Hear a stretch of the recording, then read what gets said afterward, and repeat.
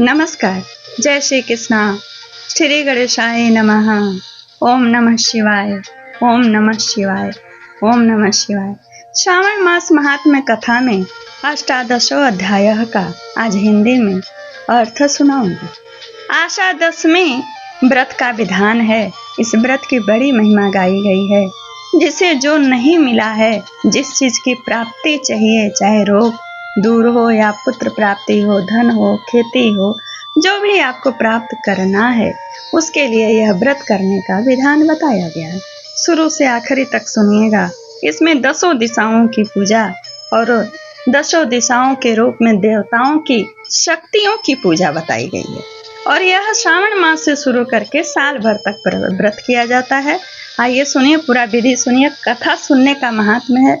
मेरे चैनल को सब्सक्राइब करिए, कथा को लाइक करिए, कमेंट्स के द्वारा मुझसे जुड़िए और यथा योग्य शेयर करिए। सनत कुमार बोले, हे भगवान, हे पार्वती नाथ, हे भक्तों पर अनुग्रह करने वाले, हे दया सागर, अब आप दशमी तिथि का महात्म्य बताइए। ईश्वर बोले, हे सनत कुमार, श्रावण मास में शुक्ल पक्ष में की 10वीं तिथि से यह व्रत प्रारंभ करें। पुनः प्रत्येक महीने में शुक्ल पक्ष की 10वीं तिथि को यह व्रत करें। इस प्रकार 12 महीने में इस उत्तम व्रत को करके बाद में श्रावण मास में शुक्ल पक्ष की 10वीं तिथि पर इसका उद्यापन करें।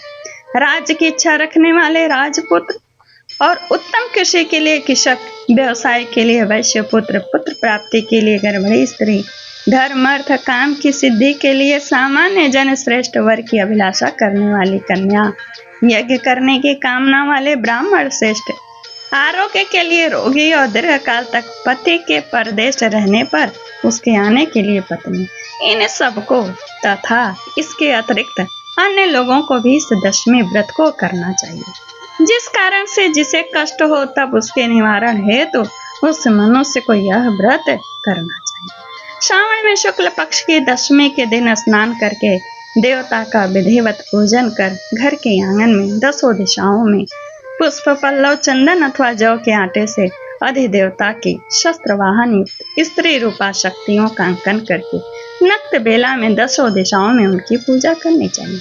घृत मिश्रित नैवेद्य अर्पण करके उन्हें पृथक पृथक दीपक प्रदान करना चाहिए, यानी 10 दीपक। उस समय उपलब्ध फल भी चढ़ाना चाहिए। इसके बाद अपने क्रिया की सिद्धि के लिए इस प्रकार प्रार्थना करना चाहिए, हे दिग् देवता, मेरी आशाएं पूर्ण हो और मेरे मनोरथ सिद्ध हो, आप लोगों की कृपा से सदा कल्याण हो। इस प्रकार विधिवत पूजन करके ब्राह्मण को दक्षिणा देनी चाहिए। हे मुनि श्रेष्ठ, इसे क्रम से प्रत्येक महीने में 10वीं तिथि को सदा करना चाहिए और 1 वर्ष तक इसके करने के अनंतर उद्यापन करना चाहिए। पूजन की विधि कही जाती है, स्वर्ण अथवा चांदी की अथवा आटे से ही 10 दिशाओं को बनवाएं।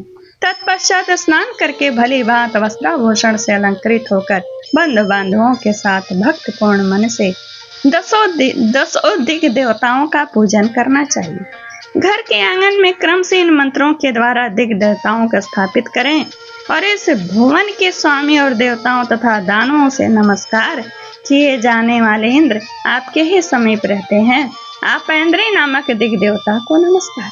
हे आशे, अग्नि के साथ परिग्रह विवाह होने के कारण आप आग्नेय कही जाती हैं। आप तेज स्वरूप तथा पराशक्ति हैं, अतः मुझे वर देने वाले हैं। आपका ही आश्रय लेकर वे धर्मराज सभी लोगों को दंडित करते हैं, इसलिए आप संयमिनी नाम वाली हैं। हे आम्य, आप मेरे लिए उत्तम मनोरथ पूर्ण करने वाली हो। हाथ में खड्ग धारण किए हुए मृत्यु देवता आपका ही आश्रय ग्रहण करते हैं, अतः आप निरर्ती रूपा हैं, आप मेरी आशा को पूर्ण कीजिए। हे वारुणी, समस्त भुवनों के आधार तथा जल जीवों के स्वामी वरुण देव आप में निवास करते हैं, अतः मेरे कार्य तथा धर्म को पूर्ण करने के लिए आप तत्पर हो। आप जगत के आदि स्वरूप वायुदेव के साथ अधिष्ठित हैं, इसलिए आप वायव्या हैं। हे वायव्य, आप मेरे घर में नित्य शांति प्रदान करें। आप धन के स्वामी कुबेर के साथ अधिष्ठित हैं, अतः आप इस लोक में उत्तरा नाम से विख्यात हैं। हमें शीघ्र ही मनोरथ प्रदान करके आप निरुत्तर हो।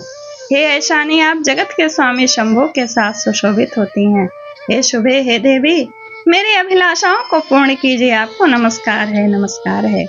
आप समस्त लोगों के ऊपर अधिष्ठित हैं, सदा कल्याण करने वाली हैं और सनक आदि मुनियों से घिरी रहती हैं। आप सदा मेरी रक्षा करें। सभी नक्षत्र ग्रह तारागण तथा जो नक्षत्र माताएं हैं और जो भूत प्रेत तथा विघ्न करने वाले विनायक हैं, उनकी मैंने भक्ति युक्त मन से भक्ति पूर्वक पूजा की है। वे सब मेरे अभीष्ट की सिद्धि के लिए सदा तत्पर हो। नीचे के लोकों में आप सर्पों तथा नेवलों के द्वारा सेवित हैं, अतः नाग पत्नियों सहित आप मेरे ऊपर प्रसन्न हो। इन मंत्रों के द्वारा पुष्प धूप आदि से पूजन करके वस्त्र अलंकार तथा फल निवेदित करना चाहिए। इसके बाद वाद्य ध्वनि गीत नृत्य आदि मंगल कृतियों नाचती हुई श्रेष्ठ स्त्रियों के सहित जागरण करके रात्रि व्यतीत करना चाहिए। कुमकुम अक्षत तांबुल दान मान अंत के द्वारा भक्त पूर्ण मन से उस रात्रि को सुखपूर्वक व्यतीत करके प्रातः काल प्रतिमाओं की पूजा करके ब्राह्मण को प्रदान कर देना चाहिए। इस विधि से व्रत को करके क्षमा प्रार्थना तथा प्रणाम करके मित्रों तथा प्रिय बंधुजनों के साथ लेकर भोजन करना चाहिए। जो मनुष्य इस विधि से आदर पूर्वक 10वें व्रत करता है, वह सभी मनोवांछित फल प्राप्त करता है। विशेष रूप से स्त्रियों को इस सनातन व्रत को करना चाहिए, क्योंकि मनुष्य जात में स्त्रियां अधिक श्रद्धा कामना परायण होती हैं।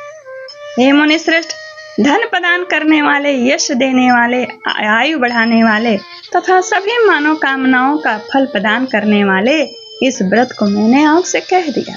तीनों लोकों में अन्य कोई भी व्रत इसके समान नहीं। हे ब्रह्मपुत्रों में श्रेष्ठ, वांछित फल की कामना करने वाले जो मनुष्य 10वीं तिथि को 10 दिशाओं की सदा पूजा करते हैं, उनके हृदय में स्थित सभी बड़े बड़े कामनाओं को वे दिशाएं फलीभूत कर देती। इससे अधिक कहने से क्या प्रयोजन। हे सनत कुमार, यह व्रत मोक्षदायक है, इसमें संदेह नहीं करना चाहिए। इस व्रत के समान कोई व्रत नहीं है और न तो होगा। श्री स्कंद पुराणेश्वर सनत कुमार संवाद श्रावण मास महात्म्य आशा 10वें व्रत कथनम। ओम तत्सत, ओम तत्सत। शुरू से आखिरी तक सुनिएगा। चैनल को सब्सक्राइब करिए, कथा को लाइक करिए, कमेंट्स के द्वारा मुझसे जुड़िए और ये शेयर करिए अपने हिसाब से। नमस्कार।